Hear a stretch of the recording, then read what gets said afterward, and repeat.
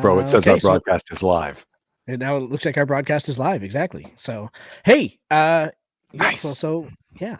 So I whipped up a little hype video for us. So I'm gonna start with that. So hold on a second.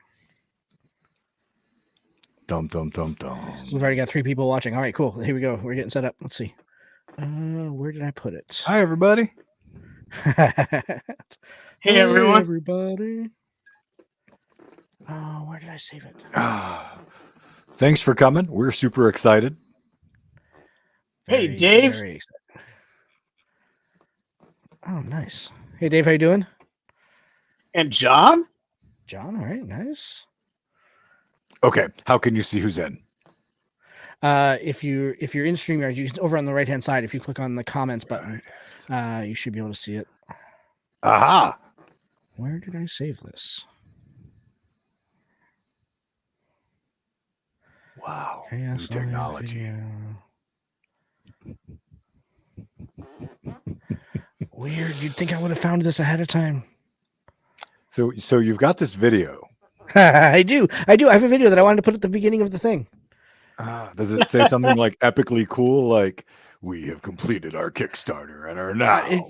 I mean, pretty much. Actually, that's getting ready. That's sort of exactly what it says. So hold on one second. To deep dive in to finalizing the materials that we've reached in our stretch goals. All right, I know. In a land not so unlike your own. And a time not so much unlike your own either. It's like, yeah. At a game store, or in a recording studio, or an office, or a bedroom, not so unlike your own. Not so unlike your own, yeah. 2 podcasters tried very hard to obfuscate the fact that the 3rd podcaster could not find. Ahoy, souls rolls! Hey, Morgan. Glad you could make it, Morgan. That's awesome. Yeah. Hi, Morgan. I was Hello. Yeah, there we go. Is that no? That's not it. Nope, that's not the video. It's not the video. Where is it? I'm gonna call an audible and say it might be time to give up the ghost on the video and let's actually talk. We'll give up the ghost. We'll give up the ghost on the audio. Yeah, fair enough. So hey, everybody, welcome to the show tonight. So we wanted to just take a minute and talk about the fact that we just ended our first Kickstarter successfully. Man, what a wild crazy trip these the last almost 2 months have been. But at the end of the day, when everything came apart, when everything ended, 99 backers came apart. No, nothing came apart. Yeah, no, nothing came apart. Excellent. We got a bunch of people popping in here. So glad to see you all. We will go through and say hi Ari, nice to see you. Hi DK, nice to see you. But yeah, at the end, by the time everything was said and done, we were down. We were at 99 backers, over 300% funded, and if I did my math right, just a tick over $1,600 total for the Kickstarter. So just an amazing experience. We are so glad that you folks believed in us enough to go ahead and thank you so much. Support the vision here. Yeah. So I mean, we feel so blessed that y'all actually believed in the stuff that we put up there saying we could do and that it would be cool and that you invested your hard-earned ducats into us. And man, that means a lot. Thank you so much. It really does. Huge milestone for us. Yeah, without a doubt. We did a show not too long ago about imposter syndrome relating to the D&D table, like when you're running a game. But a lot of those same things hold true to the creative process. Right here in this seat. Yeah, for all of our friends out there who are content creators, whether it be behind the mic or in front of the camera or on pen and paper, however you do your creative thing. There's always those brief moments where you're like, are we really good enough to do this? Will people really respond? There's something really awesome about Kickstarter and the response you get. Funding in 72 hours, just over 72 hours, where we landed, is one of those things where we were just blown away. We had a lot of concerns going in, like would we be able to do it? We are confident in our content. We know these things work.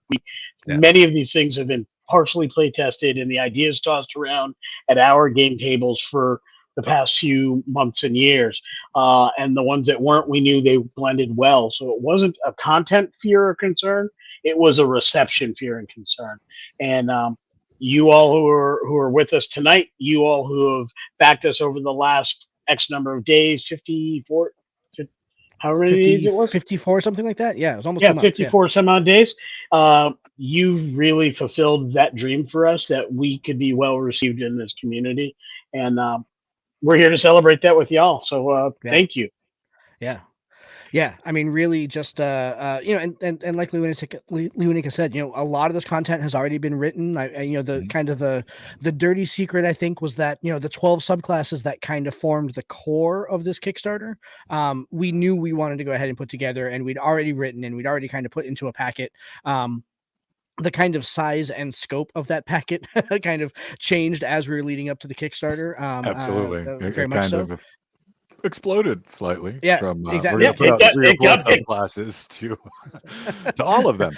Yeah. But what I thought was really interesting was that some of the brand new ones that we wrote, right? Because we talked about some of the ones that were play tested in our campaigns over the last months or years even. And so we knew those are good. We know that it's there, but sometimes it seemed like some of the new ones almost came together full package easier than the legacy ones, because there's so much tied up in the legacy, right? You got more in your head than you got on the paper. Like for me, trying to turn the Bard of Correspondence into something written was a lot harder than when I started from scratch deciding to make the Windfinder, and I just thematically built it. And it was kind of weird how that worked, but it was really cool. I totally agree with you, Glenn. It's funny how you say that, because I think the first one that I wrote in this set was the Warlock, and the reason why I wrote the Warlock first is because that was very much an extension of our last book. The source material for the Warlock came out of that book, came out of the Traveler's Guide to the Multiverse, and so writing the Warlock was tough because it had, I don't want to say like baggage, but it kind of had this preconceived notion, Right. It was already dripping with lore sauce. Right, exactly. And writing subclasses is tricky. It's really tricky. I wouldn't say that it's hard, but it's tricky to get them right. And then when you look at like the later ones that I was working on, like I think about like the Monk, the Path of the Kume, the Path of the Soul Song. Sorry, new name now. That hasn't been play tested yet, but I'm looking at that one like it was really easy to kind of put it together. And from the very beginning, it was like, oh yeah, no, those powers all really work well together. They work with the base Monk powers and everything. So, so I don't know if that's, go ahead. I was going to say, during the writing process, one of the things that we've been doing on the show is a combination of things: class warfares, class discussions, and subclass breakdowns. And the detail and the research that we put into each of those generally, for me, gave me ideas to either add to or edit or repair or adjust the things that had already been written, and they added to what was written afterwards quite nicely. So it's like there's some things that were written after we did various classes during this process, and we're like, oh, we have to do this because we had just got done doing the research. So literally the show and doing the show and answering questions and interacting with the audience on Tabletop Journeys really helped us create this. I don't think, honestly, one would have been great without the other, but what we were putting in really gave us a leg to stand on when we were talking about the show. So later episodes in Class Warfare and later episodes of our subclass discussions got better because now we're in the meat and potatoes of how do you build a subclass? And how do you make that fit? And then, so we were in a better position to talk about where it may not have landed quite so nicely with some of the subclasses, or in some cases landed quite expertly. And in others, just like, well, it may not have landed, but I absolutely get it. That thing there, that's hard. Warlocks is a great example. They're hard. They're complex. A lot to them. I honestly would say from my mind, which is why Josh wrote that one, I think they are probably the most complex subclass to write. There are others that are there are others that were a lot easier. And then there are others that are hard for different reasons. I think the Cleric of Prophecy is brilliant. but there are so many domains, and domains are so all encompassing that the challenge with writing those isn't how to put the rules together. It isn't the mechanics. It's what's your vision and why isn't that vision someplace else? So coming up with that idea, and I believe that was yours, Glenn, if I'm correct. Prophecy, or that was Josh. That was one of those ones where I'm like, I didn't think of it. I probably wouldn't have thought of it, but that's absolutely the thing that we felt was missing. So so those are the kinds of things that I came to, and the realizations throughout this process and this project that I really like. When I was looking at clerics, because we were trying to come up with a cleric, it was one of the last few to do, and Josh pitched his. One of the ones that I had, it was a different word for prophecy, but same general gig. May have been Domain of Fate, because I had just read something about fate, that sounds familiar, actually. But he already had it already half laid out. I'm like, that sounds great, you run with it, go. Because it was the last few, and we were like, and I had another one that was niggling at my brain too that I wanted to get on paper. So and I think that's funny too, because we pointed this out when we were talking about it wasn't the Spelljammer book, but what book was it that they also had a cleric that was kind of prophecy based? Wasn't this? I think it was a UA. It was a UA. No, it was the UA. Yeah, it was a UA. So it's kind of like playtesting a domain of. Yeah, so it's like that like synergy where it's like everyone has kind of noticed that there's this gap, this gap in kind of oracular knowledge that clerics have traditionally and ancestrally had, and or at least kind of like in the powers of prophecy and the powers of predicting and everything like that, but you didn't necessarily want to give it to like the sorcerers or wizards or anything like that, although that could fit also in kind of an interesting way, or even like druids. I could see it kind of work in druids, but like collectively kind of everyone said, yep, clerics is the place to go ahead and put that. And I'm not sure if it's, again, because it's sort of because it fleshes well with kind of the base powers of the class itself or what, but that's the from us it was kind of a necessity. It's like, well, we need a cleric. we have 11, so let's go ahead and make a cleric, and kind of. I mean, there was already the arcane version with the school of divination. So cleric standing opposite them just made perfect sense. Yeah, exactly right. And I think too that to your point, Lewanika, about trying to find the interesting angle for these subclasses. I look at like not just like the fighter ruffian, the fighter rogue combination where it's kind of a roguey fighter and a fightery rogue and how well those two work together, but also the third one in the Metropolitan set with the paladin, where we're writing a paladin who is not your typical shining armor, gleaming, radiant goody two shoes paladin. This is a paladin that likes to get into the muck and get into the mud and do the dirty hard work, sometimes for the right side of the law and sometimes not. So it's kind of a different look on paladin. I thought that was really interesting also. And to go with that, I would say that was being written around the time that I was running my very first Eberron one shot at the Drinking and Dragons convention here in Connecticut. And I remember thinking as you were writing it and getting ready for that, then I'm like, that would be perfect for the Eberron setting. And that's when it dawned on me that the Enforcer, which was largely already written, we made some significant changes after that point and several other tweaks following our playtest. But the Enforcer, I'm like, I didn't realize I was writing something that would fit so perfectly for an Eberron setting. And then when the Ruffian landed into the mix, I was like, this is the party. Like literally, you want this to be the core of your party, playing in an Eberron game, and they're just brilliant characters that would be fun to play.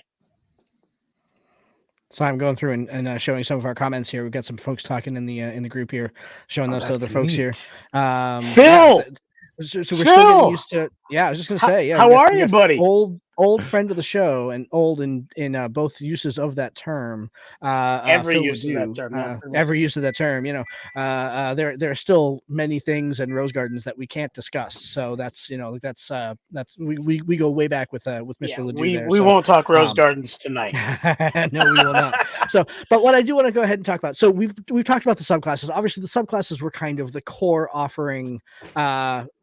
In this Kickstarter, it's kind of the tree that everything kind of hung on. You know what? Actually, I'm gonna audible instead of kind of taking that. We have a question from somebody watching the show here, D Cage. So three are obviously veterans of the TTRPG space. I think he is also saying that we're old. No shame. That's would you consider your subclasses to be more geared towards advanced players?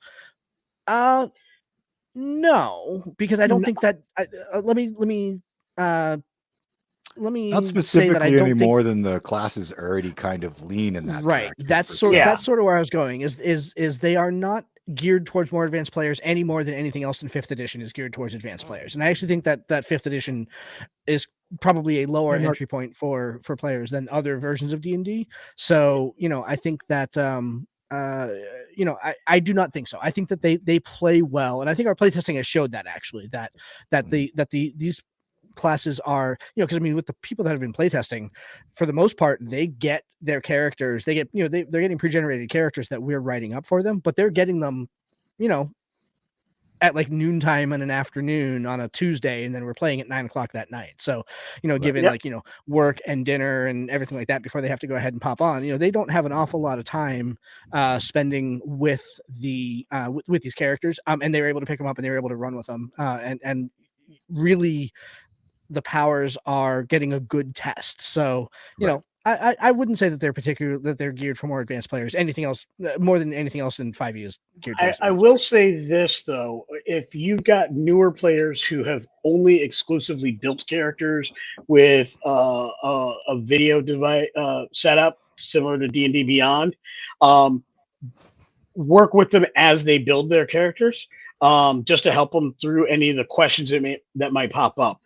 They're not complex or more complex than others, but because there are bonuses and alterations and new powers granted and things like that and various subclasses, if somebody's used to having a computer do all of that automatically at the table on a piece of paper, that may, or even if you're virtually, but they're holding a piece of paper, that may require a little bit more time as far as how to figure out what things add up to what. I think that's true of any character, really. Yeah, that's just the difference between going back to paper after being digital for a while. But since these things obviously won't all be built and fully fleshed out in D&D Beyond, you won't have a choice but to work with paper until such things are. Yeah. We might go ahead and do that in the future, but for right now, anyway, we're not putting them on D&D Beyond. Certainly, for a variety of reasons. But that's not deciding if we have not decided if we want to venture in that direction. Yeah, exactly. Yeah. I'd like to briefly say hi to Mark Henley, a former roommate of mine. Mark, great seeing you. We're just shy of a year since we last saw each other in person. At JamesCon, great. At JamesCon, great having you on the show. Yep. Cool. So I want to go ahead and throw this to another question here. So, friend of the show, Patreon supporter, playtester, and Kickstarter backer Dave Ridout's asking if we can give a preview of one of our of the subclasses here. And I think that in true Tabletop Journeys form, if you guys are okay with us doing a preview, I think we need to go ahead and ask Mr. Ridout there to go ahead and roll us a D12 to tell us which subclass it is that we're going to be previewing on the live stream here. I think that is only fair. To go ahead and put him on the hook here. So if you get a D12 handy and you put your D12 roll in the comments, we'll walk through one of the subclasses here in a minute. Yeah, go ahead, roll them bones, Dave. Roll them bones, Dave. Exactly. Yeah. So I wanted to kind of talk about some of the other stuff that's going to wind up being in this book because of he said okay, he's going to be doing it. Excellent. So I wanted to talk about some of the other stuff that's going to be in this book here because of our awesome backers. And so we were able to hit 4 out of our 5 stretch goals. And really the top tier stretch goal that that we put on there for maps to go along with our adventures. Oh, he said typical dice luck, you got a 1. All right, Dave, we'll get to that in a second. So you know, the map stretch goal was really a super duper stretch. Like we of course hoped that we'd be able to reach the 2,000 marker, but really kind of the $1,500 range is sort of exactly where that was kind of like our goal within a goal, right? I mean, we set the campaign goal at about we set the campaign goal at $500. We sort of went into this thinking that given the support that we know we had in the community and how interested people were and the number of people that kind of signed up ahead of time for notifications, we felt pretty comfortable figuring that we would get into 1,000 and kind of that neighborhood there. And then it was like, okay, well, maybe $1,500. Like that's kind of like the stretch of the stretch, right? When we hit $1,500 yesterday, man, I was running through my house. My wife was wondering what the hell was going on. Like it was crazy. Like that was, and so that was but where I was going with that is that at $1,500, we have opened up a ton of other content that is going to be in this book. Everybody that backed, whether they backed at the $12 level or they went for the swag levels where they got the t-shirt and the mug, or if they even got one of the community copies, whatever level you get in the book, you're going to include all stretch goals. So kind of on top of the subclasses that are going to be in that, we have probably Mr. Miller's baby here, the backgrounds and feats level, and we structured those together very intentionally because it seems as though the direction that Wizards is going is that backgrounds and feats are going to be intimately connected in future editions going on. And so originally, if you remember in the early days of the campaign, backgrounds and feats had separate levels, and then we were like, you know what, we don't want to write backgrounds that don't have feats and we don't, so let's go ahead and throw those together. And so we did. Yeah, a smoosh. And Lee Winika, I know you've been doing a ton of work on backgrounds and feats. So talk to us a little bit about some of the stuff that's in there. So without too many spoilers, there's a lot of work on feats that we feel fill some pretty significant niches. So taking a look at those, there's some feats that go with some of the classes and subclasses that we put together. There are feats that are just general feats that are like, this would be a neat ability. This should be there. There's some feats that really flesh out aspect of the game that I don't feel is truly there, such as training. So there's some feats that are like, can you be trained to get better at a thing? So we've got a feat that basically several feats that represent that. And there are also some feats that represent just a growth of natural power, looking at you for those who love psionics. Those are, and then there's feats within various feat trees. So we have a really exciting background that has basically it's the foundation block of a faction. Or could be the foundation block of a faction within your game. And then there's entry level feats, and there's a couple advanced feats that are tied to that have prerequisites that go with that. And some of the more recent feats that we've come up with even follow or borrow from existing feats, as those are the prerequisites of these. So we are advancing what already exists. We are creating things and advancing those things, and we are really developing that. And for backgrounds, we really just dug into what we do best: is what makes a good story, compelling characters. What makes a compelling character? A character you can relate to, or a character who has a certain experience that they start from. So that's where they start, and the game is their hero's journey. So we have some really good backgrounds that are in that vein.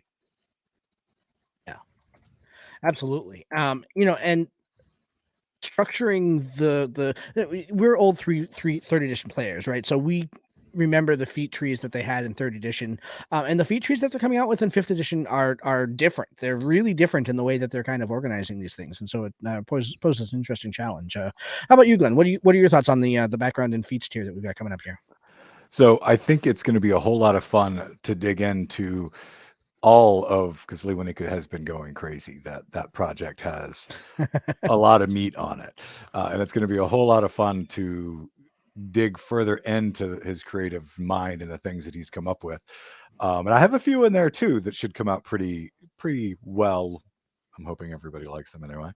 But definitely, I think backgrounds is one that had to come first for us because, I mean, since I don't know, we started Tabletop Journeys, or I joined The Tabletop second Journeys episode anyway. was on backgrounds. We've been talking about backgrounds and how to really establish the origins of your character or your party or whatever else you got going on, because those compelling bits, especially if you can tie them into the world.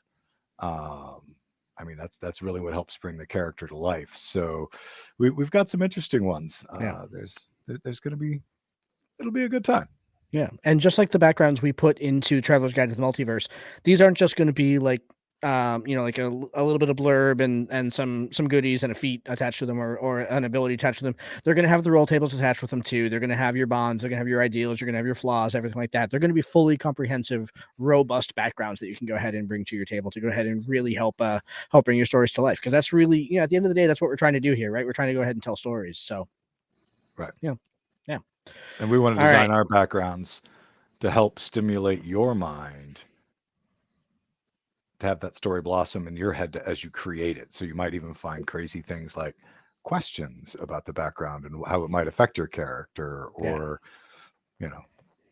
almost like something that we've pulled from other systems where the backgrounds aren't just this is what your character is, but it's a background that asks you, what is your character? How does your character think about these things? So again, kind of a different look at backgrounds. Absolutely. Josh, before we go further, I just want to respond to T. Cage and kind of follow up on the rest of his question and response. If you've been playing digital pretty much exclusively, this is not going to be a problem here. Like I said, if you've never used it exclusively, this will be awesome for you, because this is one of those things where they're clearly written.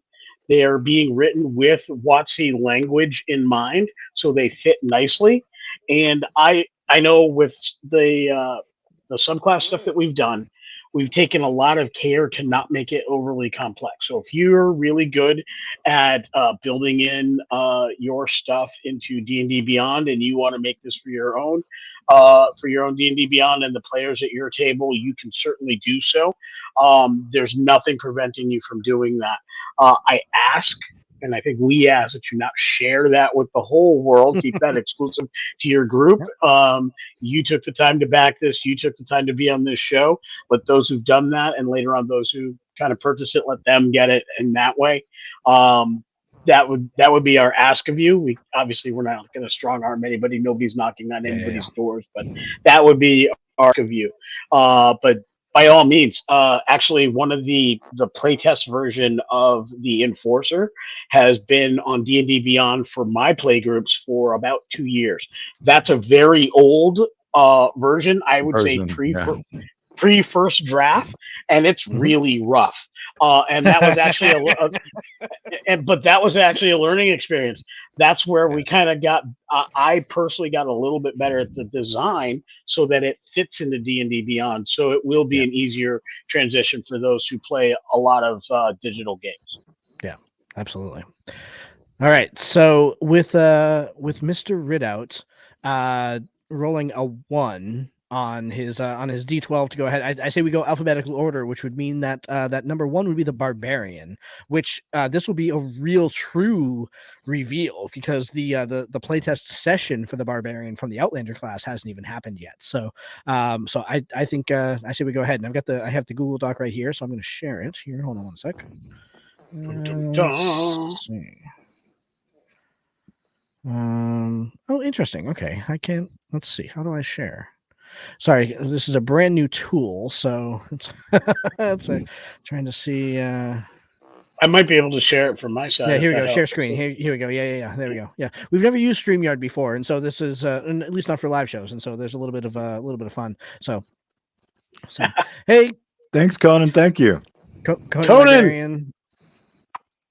In the audience there. My main man, my fast friend. How are you? So, The librarian. hopefully, our live show is going a little bit better than our first crack with you, Conan. How's that? I kid, Shots I fired. kid. I love. I say that with so much love. So Conan was kind enough to go ahead and have us on the Obsidian Portal show to go ahead and talk about our project and everything like that. And unfortunately, man, the podcast technical gremlins that sometimes invaded him hard. Yeah, he got his due. So we laugh, but yeah, exactly, yeah, but we laugh, but with sympathies here. So all right.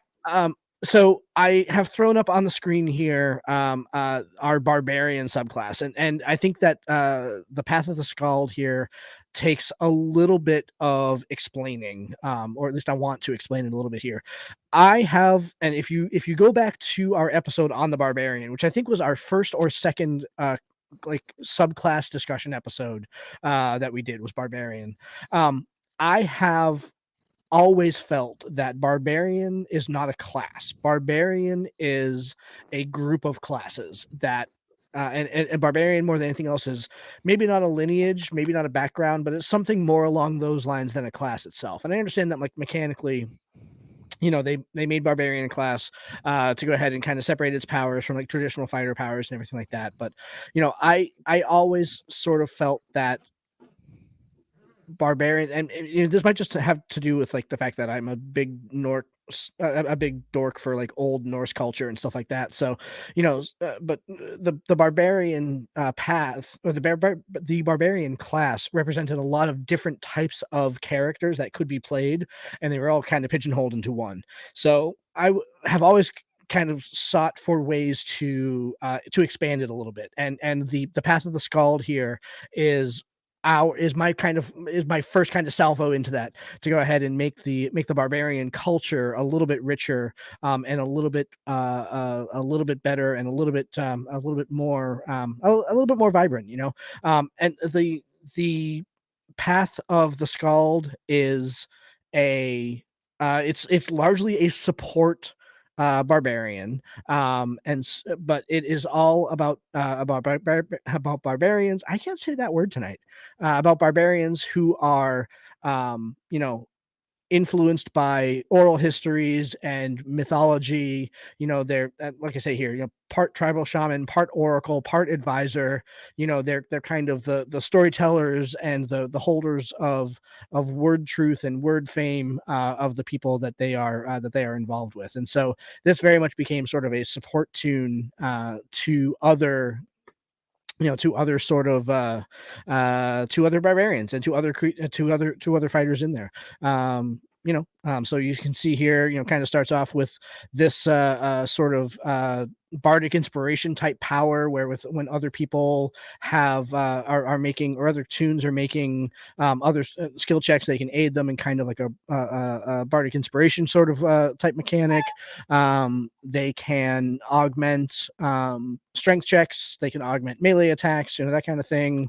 They can if somebody else is making a melee attack, they can go ahead and basically not an attack of opportunity, but do additional things when that melee attack is made, that kind of thing. So it's very much kind of a building on the kind of the power of the party that the Skald is in with. So and forgive the scratched out text, because as you can see, this is a living Google Doc, as we say. So it's still very much in progress. So I'd like to kind of expand on what you've brought to the table, and kind of address some of the commentaries. Phil knows, because he remembers that we've done a lot with Norse cultures within games we've played together. Benito's Alanis game, they had their northern tribes, and that was very much a cultural thing. And I believe we were hanging around and gaming together at the time. We all watched The 13th Warrior, which, while critically panned, was, in my opinion, one of the best movies for a tabletop gamer to ever watch, because that was a party of barbarians. But I think not one of them was an actual barbarian class, as D&D would describe that class. And I think that's what we're really going for. So much so, and I love that this was created, because the character I played in the Alanis campaign, when we played a band of a barbarian tribe, I played the Skald.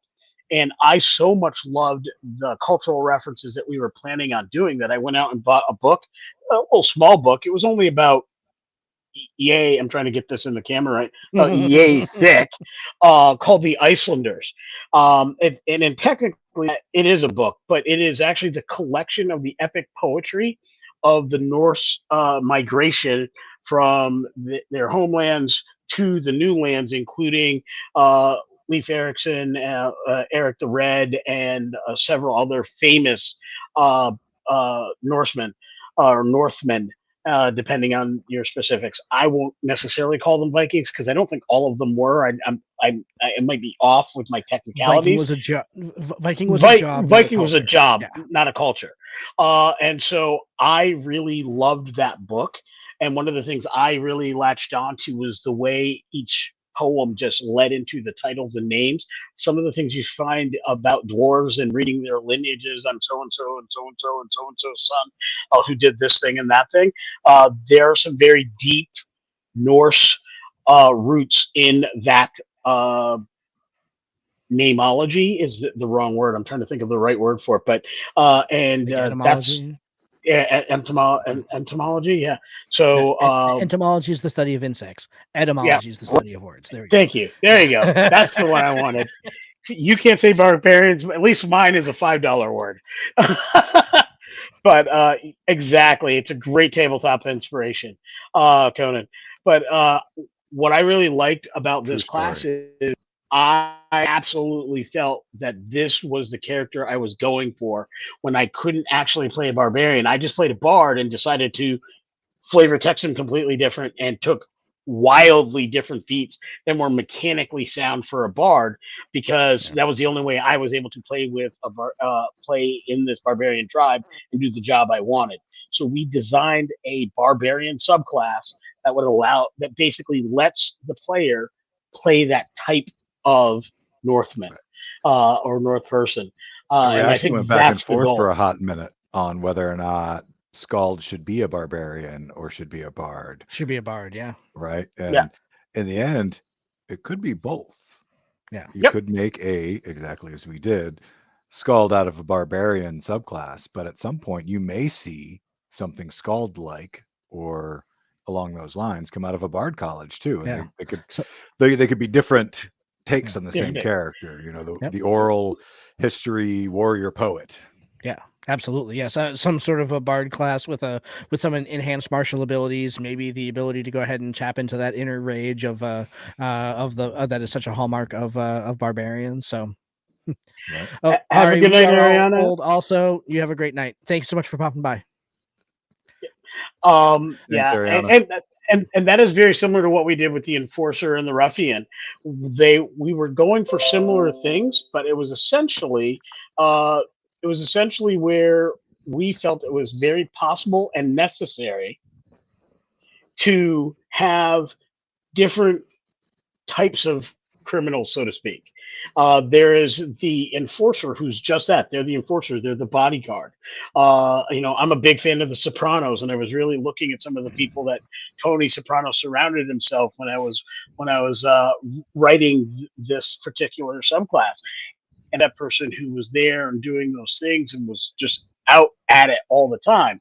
The ruffian, however, was a little different. They're supposed to be a rogue, right? A rogue is supposed to be all these polished things, and this is somebody who's not polished. This is somebody who's just Or not as aggressive, polished. or not as polished. This is somebody who's just aggressive, who just does the thing, impulsive even. And Yeah. we built a subclass that really leaned into that. Yeah, they've still got absolutely. the dexterity and the ability to sneak along with the rest of the rogues, but when the job goes sideways, they can take the front line. Yeah. And what's great about those two subclasses, and it's been mentioned a couple of times in different interviews, whether or not y'all have caught it or not, is that they were written in isolation from each other. Leonika was working on the Enforcer, and I was working on the Ruffian. And when we came together, we were like, holy crap, these are like really similar, but different enough to clearly be a fighter with a little bit of thief and a thief with a little bit of fighter. And they worked and they complemented each other so well. And that was just fantastic. Some accidental synergy. All right, we have another great question from DKH out here in the audience. So he is asking, what's the most unusual source of inspiration for this content? Let's see. Unusual. Yeah. I don't think that anything was terribly unusual, oddly. I think our inspirations came from a lot of the standard places. The Boiling Seas came out of Glenn's homebrew campaigns. We'll let him talk about that in more detail. The Metropolitans, like I said, I'm a big fan of The Sopranos. I'm a geek for all mafia type films and cop shows, and I really felt the Enforcer was a type of character that's not terribly well represented in D&D currently, and I felt that it needed to be. Nor sort of that gray paladin too. Like, sort of gray paladin isn't there a lot either. And same thing, kind of, the Shadow Dwellers were very much born out of deep, dark, mysterious lore from other books. I mean, nothing particularly outlandish there. I think maybe if you look at the Outlanders, maybe like they're kind of the ones that are not just furthest afield in terms of the fact that they're Outlanders and they're designed to be characters that kind of have lived on the fringe of society. But if you kind of look at the influences in there too, I think that they're maybe the strangest. They're a little more eclectic.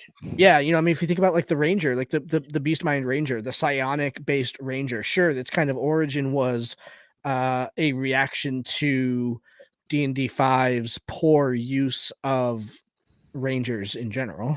Let's be honest, right? To try to fix companion rules a little bit, but also to kind of add more psionics to the game. I mean, Lewinika, what really was the origin kind of story of the Beastmind? Like, where did that come from? So there's two separate things that I decided to combine. One, I think D&D has done so, and it's not exclusive to WotC, and it is not brand new with 5e. It happened in 2nd edition. It happened in 3rd edition.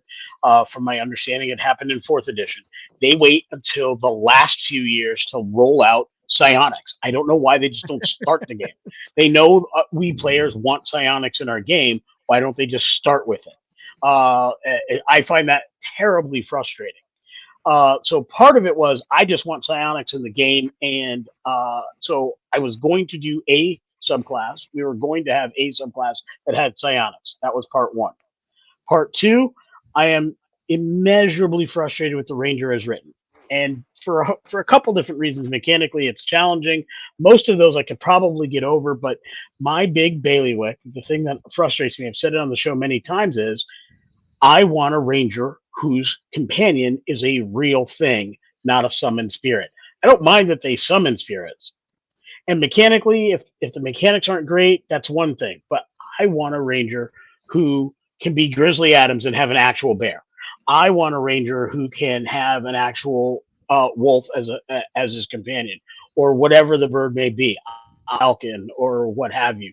I want a Ranger with a real thing that has narrative weight if it dies in battle. I don't necessarily want the old 2nd edition rules. Your companion dies, you lose a level. That's draconian in the utmost. But I wanted something that was real and tangible as it relates to the game. So I was going to build a Ranger that led to that. So in doing that, where it's a real thing and it was not going to be magic, my first thing is I wanted to utilize the absolutely DKH Snake Eyes and Timber. I don't know why that didn't come to me. I'm ashamed. My GI Joe credit is lost. Is lost. Oh, thank you for saving me. I will repay you in kind, DKH. But we do have a classic Conan question too when we wrap this one up. Okay. Yeah. Oh, yeah. So I really wanted to go ahead and do that. So in building this character, I needed a way that I could explain within the 5e rule set the creature, the beast, getting better and leveling with the player, because beasts don't do that. And so in order to do that, I had to find some way to tie it to the character. And I'm like, well, this is a friendship. This is a mental thing. Well, what's mental power? Psionics. So that's when I said, take this psionic thing that we started with and put it together with and in concert with this concept of a Ranger with a real animal. And that is how the Beast Mind came to be. And then the powers came into, as we wrote them, was how do we support without being overpowering or blowing away the mechanics this process. So there's a lot of fine tuning to get that just right. When we play test, there will probably be a few more tweaks, but I think we're really solid with where that ended up. That is, I played an enforcer myself. But I'm telling you, the Beast Mind, I'm all in for that. Yep, absolutely. All right. So Conan Librarian asks one of his infamous questions: famous dessert, which of course is the question that was lost to time from the first recording that we tried to go ahead and do with him. So I will let's see. Why don't you go ahead and start, Glenn, since you were the one that wanted to go ahead and ask the question there. Yep, totally. That's it. Yeah, see what I did because there? I'm trying to make sure we take care. Oh, yeah, that's okay. I don't mind going first. Yeah, there you go. Favorite dessert for me is easy. Unfortunately, it's one I'll probably never be able to have again, and it's my grandmother's peach cobbler. Because we had the traditional family farm growing up, like in Winsboro, Texas, where we went when I was a kid on the weekends, and great fun, lots of caked in dirt, fell in the cow pie moments. But you can jump in the pond after. It was great. That's not dirt. No, that was not dirt. But she had peach trees, and she would pick them fresh when they were in season and make a peach cobbler homemade out of it. And that was probably the best dessert I've ever had in my life. Tragically, my grandmother has passed on, and the farm has since been sold, but it remains my favorite. Yeah. Like, do you still have access to the recipe? I mean, could you try to recreate it, or was your grandmother one of these people that like never wrote anything down? You know. So she and some of the other ladies from her church, Tilly Church, I think in Winsboro, I could be wrong, put together a Southern grandmother's church cookbook. It was a paper pamphlet that I did get a copy of, hoping that it would be in there. And she did have a couple of recipes in there, but it was not, unfortunately. My Aunt Barbara kind of remembers it, but hers never comes out the same. So that's okay. It may just be my childhood memory has elevated it to such a pedestal that it will never be. My Aunt Barbara's might be the exact same thing, and it just doesn't seem right. But it's just not the one you had 30 years ago, and so therefore it's not. Yeah. Exactly. Therefore it's different. Yeah. You can't beat the nostalgia of childhood. Nope. Totally. Never.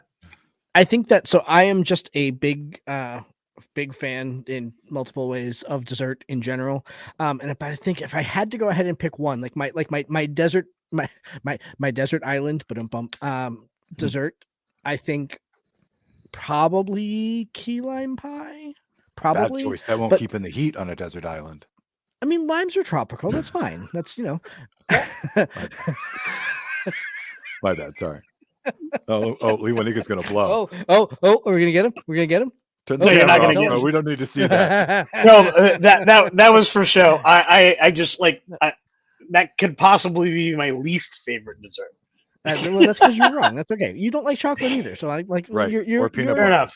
Enough. Your information on desserts is suspect at best, my friend. Like, that's you know a great many things. Desserts are not one of them. So he knows some food. I mean.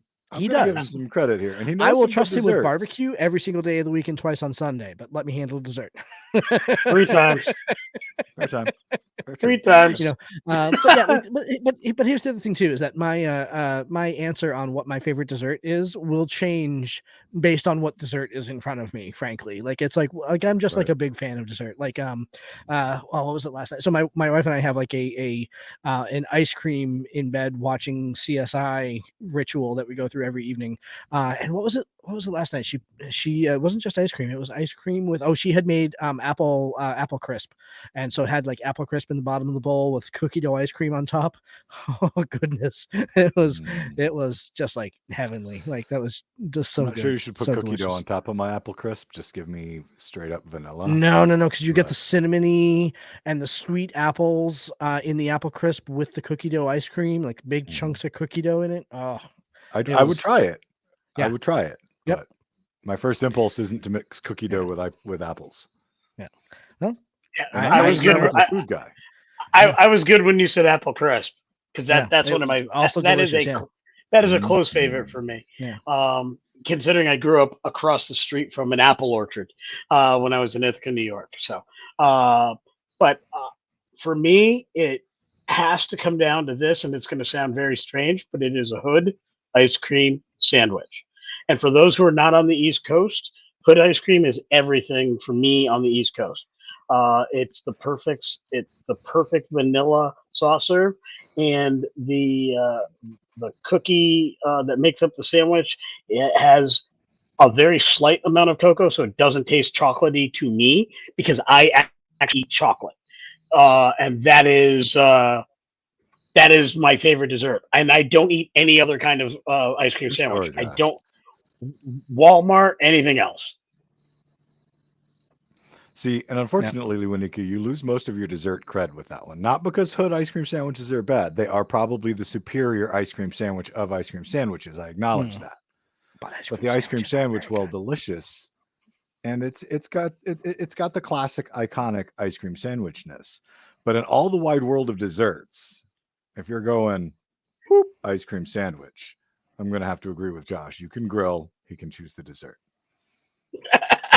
Yeah, no, ice cream. He's going to get a little bit more creative with the dessert than just, hey, bro, here's a box ice cream sandwiches. His ice cream sandwich, you know, I didn't even take the paper off so it doesn't fall apart. Like, you know, like, and my issue with ice cream sandwiches is more about the amount of time that I have from the point that I unwrap it to the point that it falls apart in my hand. Like, I need a dessert with a little bit of staying power, and ice cream sandwiches just don't cut it. And I don't particularly like them, but I also realize that the foods that I don't tend to like are also a little strange. So don't even, you know, so we're not going to go down that way. So, all right. So I have tossed out to the audience more questions here, and next one comes from friend of the show Morgan here. He's asking for our favorite magic item, and I'm assuming that the question after this will be favorite child and favorite childhood memory to go along with this. So, favorite magic item, and you know, and boy, the thing is that like this is so contextual, right? It's like it really depends on the character that I'm playing. Like when we ran our druid episode, which hasn't aired just yet, but we just ran our druid class warfare with Scald from Alpha Queer Heroes not that long ago. Mm-hmm.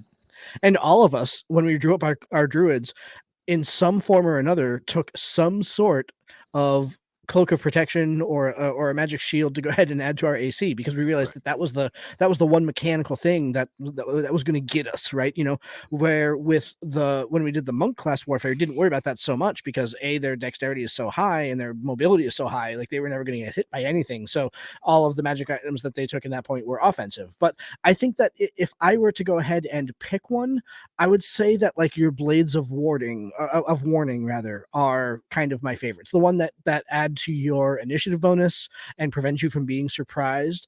If I am just rolling up a tune that I'm going to play kind of regardless of class or whatever, and I need to go ahead and pick a single magic item, it's going to be one of those items of warning that kind of adds to my offensive capability and kind of keeps me keeps from being surprised and stuff. Weapons of warning straight up stole my answer, just so you know. You're welcome. That makes three of us. That makes three of us. They're not hard to get. And they're fantastic. They also, and I've been trying to pull it up to be certain before I said it out loud, but they also, I believe, this magic weapon magically awakens you. So it lists several times in it that it is a magic weapon, but does not state that its weapon attacks do not count as magical. So the way I would adjudicate that as a storyteller is that its attacks are magic too, in terms of overcoming resistances. And that's one of my other favorite things about it. Now, other people may not necessarily see it the same way, but that's the way that I see it. Yep.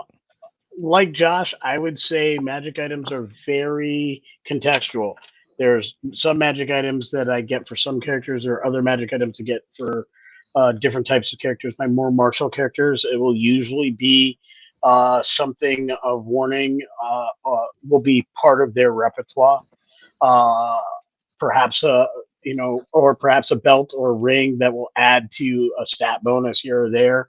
But I would say in general, some things that I like always are anything that helps with stealth. And it's not very, I guess I don't have a specific favorite magic item, but anything that helps with stealth, boosts the stat, the warning, because that bonus to AC, that advantage on AC or whatever, you just can't beat that. Going first matters. Yeah, I was gonna say not to AC, but to initiative. Yeah, initiative. Sorry. Yeah.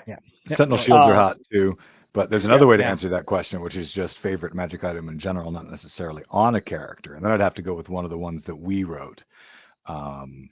The Cage Rattler is probably one of my favorite magic items. That or the interplanar quartz mirrors. But you will have to check out the Traveler's Guide to the Multiverse to see either of those two magic items. Thank you for the pitch on that one, Glenn. There you go. So absolutely. All right. Next here. So again, Conan Librarian coming in. What off the wall project would you launch if you knew you would land the Kickstarter funding backing? Oh, you get this one, Glenn? I've got this one. Yeah, have at it. A 3-way collaboration at a full campaign setting. Huge undertaking. This is probably not on our agenda for even next year. We're still building ourselves up to it, but I think that the three of us together could put together one hell of a world book setting. Yep. So like take like our three. So here's the dirty secret: is that all three of us have our own homebrew worlds, right? Like Glenn, you've got the Land of the Boiling Seas, which features 3 subclasses in this book. Lewanika, you've got the Land of the 18 Seas, if I remember correctly, is what it's called, right? Yes. And there's a lot of that in this book, and there's a lot of that narrative from that stuff in this. And I've got my homebrew world, Kalispar, which is that game's on hiatus right now for a variety of reasons. But yeah, that is a game setting. That is a world that I have been building for the better part of 20 years. And so, I think that given our 3 kind of unique worlds, making them separate continents on the same world or the same planet or planets in the same system or however we want to go with that, I think would be hot. Well, I have some solid ideas on how to combine them that I do not want to go into because these are, again, this is like a maybe 2 years from now or 3 years from now project. But I have a solid narrative reason for them all to be combined that could come out to be wicked cool that we can talk about amongst the 3 of us. Sorry to teaser y'all. So the short answer for you, Conan, is this: the 3 of us putting a world together, job, and get us where we want to go. We've got ideas for it. That's not even just a crazy idea. That's something that will happen at some point in the future, not near future. But definitely it will happen in the future. It's only off the wall in its scope versus our current level of experience, expertise, and readiness. That's a nice one, Phil. I like the my character's been taken out by so many irresistible dance mechanics of late that I can't even go there. It happened when we were playtesting Awfully Queer Heroes' latest book. Actually, when they were doing the ADHD themed book there, that was you guys got caught up by the dance. Oh yes, we got in the dance off. And that was one of their interesting spells. If I can add a twist, because absolutely working with you two on a campaign book, that I'm down. You don't even have to ask. Of course I'm down for that. But if I'm talking off the wall, I have always thought that if you take the world kind of conceived by one of my favorite authors, Kurt Vonnegut, and kind of the off the wall sort of science fiction but weird world where things just don't work quite right. I think that could be a very interesting campaign setting for a modern day campaign. I think that'd be kind of interesting. So, yeah. All right. So DCage, man, DCage coming back with some awesome questions here. Lightning answers. Favorite setting. Mine. Go ahead. Yours is your favorite setting. Yeah. Yep. If I step out of mine and one that I've created. Yep. It's a toss-up between Dragonlance and Forgotten Realms, probably. Interesting. Yeah. So I'm going to go outside of D&D, and I think that my favorite setting right now is very much the way that the world that Free League set up for their Aliens game. I thought that the way that they summed up Aliens was really, really fantastic.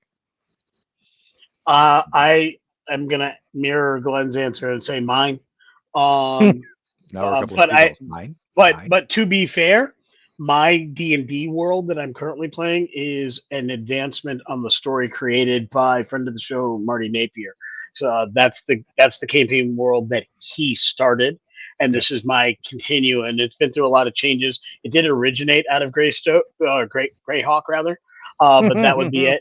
And if I give a very close second, it would be Alanis. I played in that game for close to 20 years, and I'm back in it now. So that would be my close second. Would be Alanis, which is a Game World D&D based. Yeah, Alanis was really great. Started in Ravenloft, has gone to Theros. It's gone a million different directions. So that's very, very good. So, all right, Conan Librarian, favorite house rule. Favorite house rule is that encumbrance doesn't matter.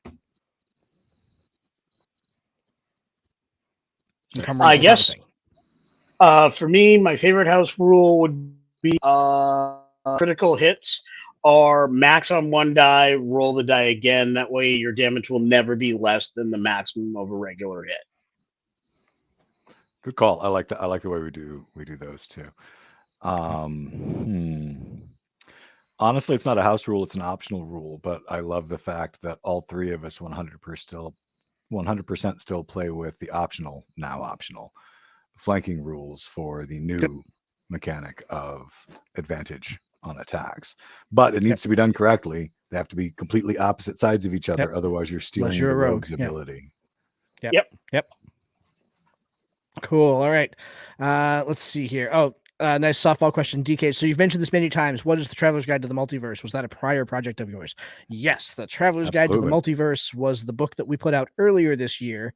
It is available on DM's Guild. If you search Traveler's Guide to the Multiverse, you can find it on there. If you search for Tabletop Journeys on DM's Guild, actually, you can find all of our publications.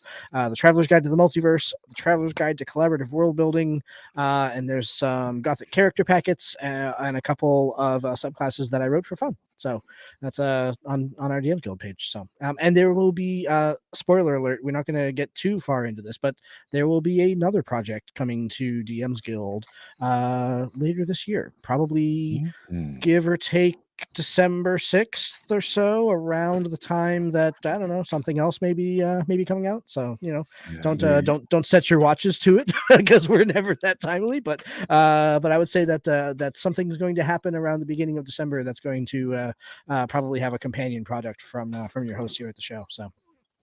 Right. That may or may not have originated in this project accidentally. Exactly. Some of it had to get kicked out of this project because we went to Kickstarter. All right, DK, come back again. Your favorite non-5e game, Lee Winnick, I think I know what your answer is here. Yeah, it's gonna be anything by the within the Palladium system. I just love the Palladium system.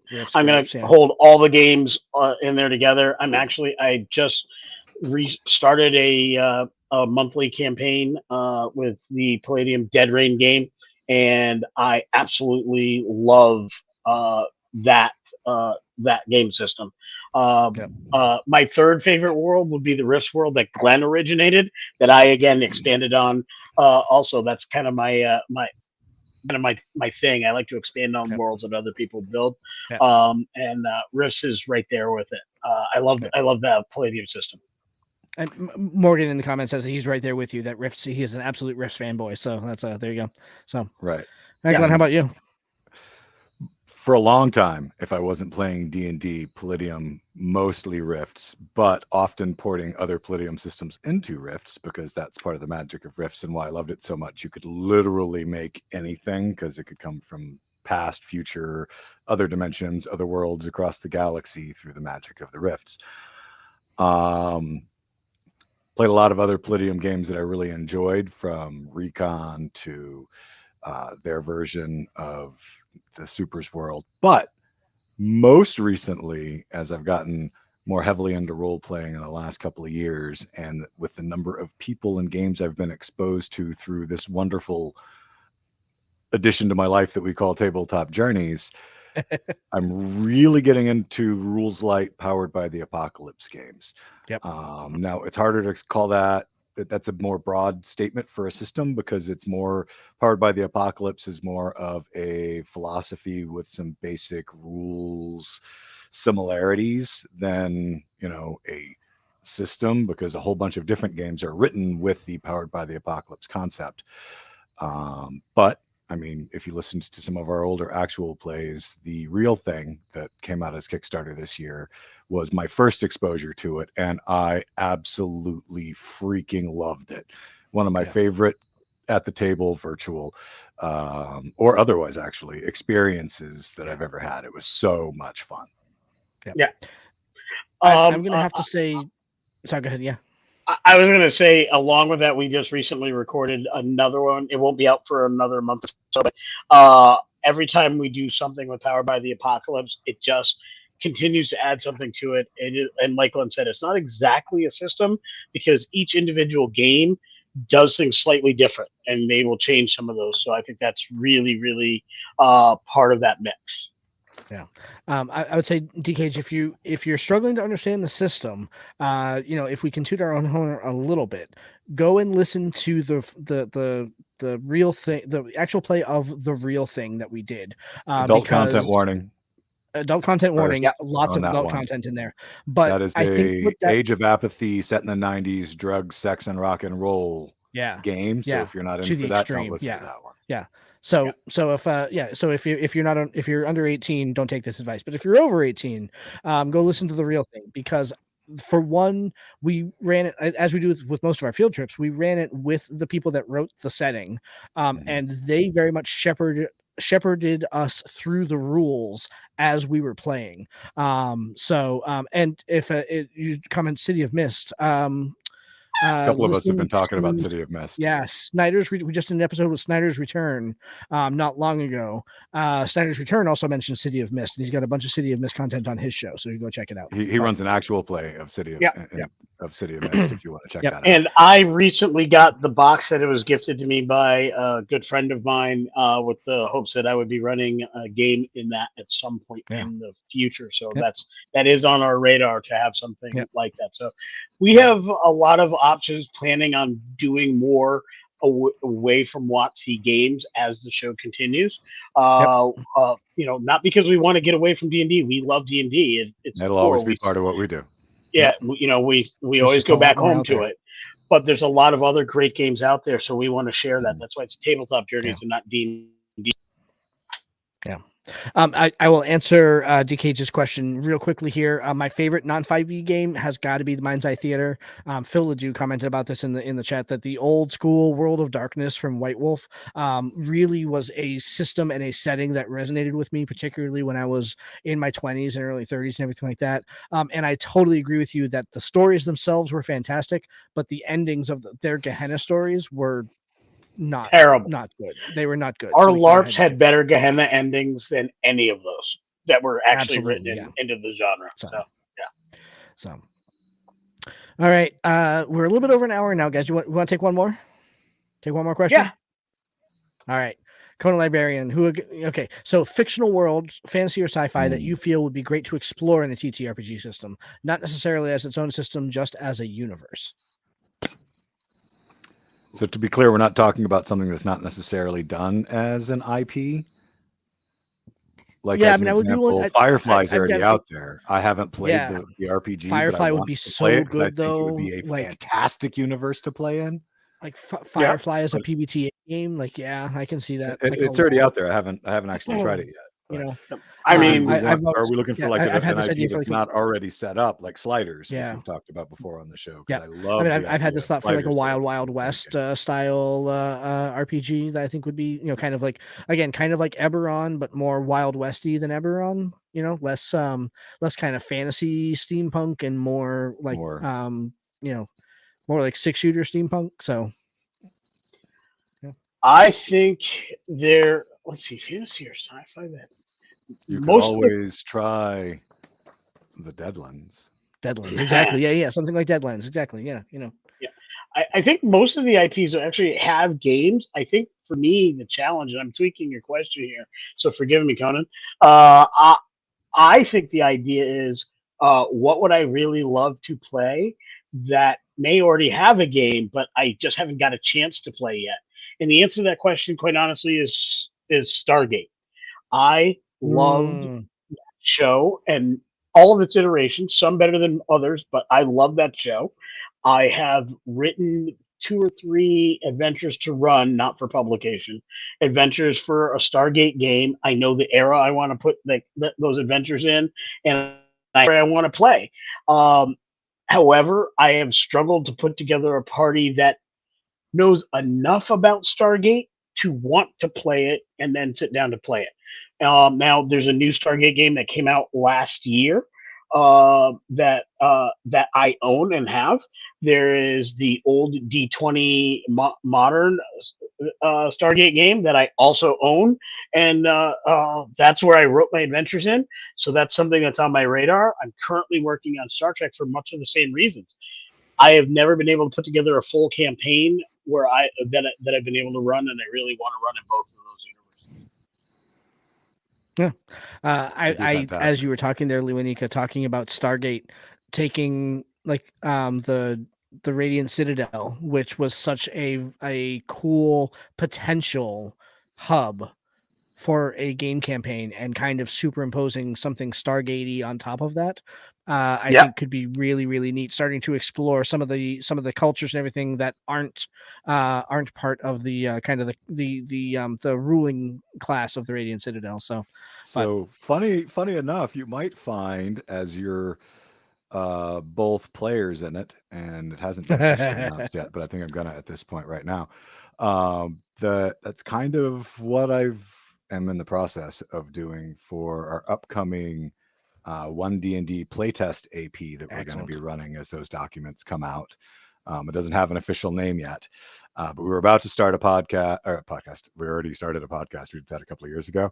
We're about to start an AP that's going to be testing those rules as they come out, and to be able to always come up with an adventure that's going to playtest the rules without knowing what's coming at us next. That's kind of what I'm designing, is like a little Stargate-esque kind of magic portal system. Cool. I love it. So hopefully it'll be a good time. Yeah. Thanks very much, Curtis. We appreciate that. So let's go ahead and wrap up here. We are here just kind of shoot the crap with some friends here online, because our first Kickstarter has successfully closed today, a little bit over 300%. In fact, actually, I found the video. So can I play the video now? Well, let's play it at the end instead of the beginning. Right. Fantastic. Yeah, we're gonna play the video, then we'll come back and we'll say our goodnights and sign out at that time. But once you roll that fabulous bean footage, just pretend this happened at the start. Footage. Just pretend that this was the beginning of the show, because it does have our opening crawl instead of our closing crawl. So just pretend this is the beginning of the show. Right. We're in the way back. I'm Josh. We're taking you back. I'm Glenn. And I'm Lewanika. And this is... All right, hold on. Welcome, travelers. I'm Josh. I'm Glenn. And I'm Lewanika. And this is Tabletop Journeys, where we will be your humble guides on the quest to RPG adventures. Love this picture. Yeah, that was a great candid that Melissa captured that one day in Lee's studio. Yeah.